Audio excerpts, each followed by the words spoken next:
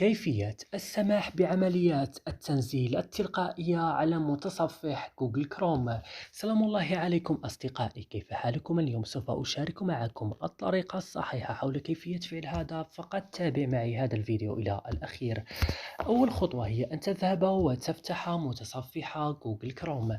بعدها حينما يفتح تذهب مباشرة على ثلاث نقاط الموجودة في أعلى الزاوية.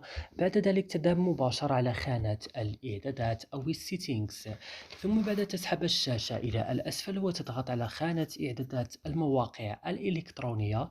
تسحب الشاشة قليلا وتدخل على خانة عمليات التنزيل التلقائية، وتقوم بالضغط على تفعيل. وهكذا أصدقائي نصل إلى نهاية هذا الفيديو. لا تنسوا دعمنا بوضع زر لايك والاشتراك بالقناة، والسلام عليكم ورحمة الله.